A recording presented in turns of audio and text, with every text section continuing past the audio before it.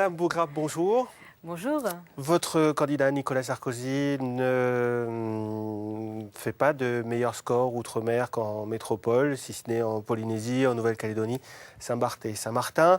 À quoi vous pourriez attribuer cette défaite ?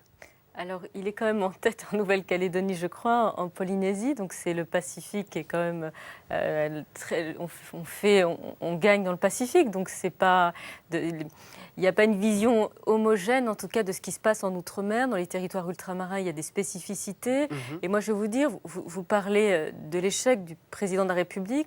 Mais moi, je vais vous dire, ce qui m'a surpris, c'est les résultats du Front National, notamment sur l'île de la Réunion. Comment expliquer dans l'île qui représente le plus le métissage, la tolérance, eh bien, un parti d'extrême droite a fait ce score. Voilà. Je crois que c'est comme ça qu'il faut poser les sujets parce que ça permet d'essayer de comprendre comment se fait-il que, effectivement, voilà.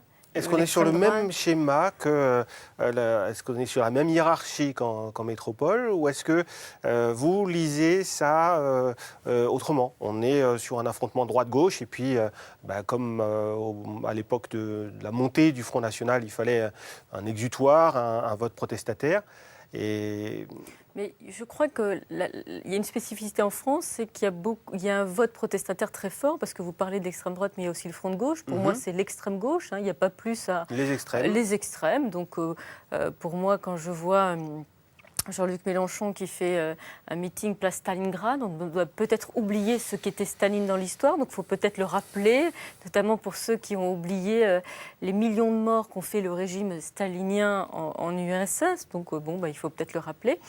Mais je crois qu'il y a beaucoup de gens ont le sentiment de ne pas être entendus par les politiques, ont le sentiment des gens qui sont modestes, qui ne vont pas dans des partis, qui ne sont pas syndiqués, et qui ont le sentiment qu'on ne les écoute pas sur des problèmes qui sont l'école, la justice, la question de laïcité, les questions migratoires. Et vous savez qu'en Guyane, les problèmes que cela pose. À Mayotte aussi. À Mayotte, avec les Comores. Donc vous comprenez bien que ce que veulent les Françaises et les Français, que ce soit des territoires ultramarins ou de métropole, c'est qu'on replace au centre de la campagne ces sujets qui les concernent dans leur vie au quotidien.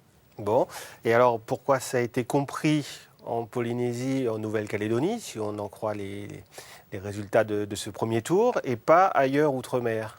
Mais je crois que il n'y a pas à mettre d'un côté le Pacifique et de l'autre la Caraïbe. Non, il y a un endroit où Nicolas Sarkozy gagne et puis d'autres endroits je crois où que il perd. là, vous aviez 10 candidats avec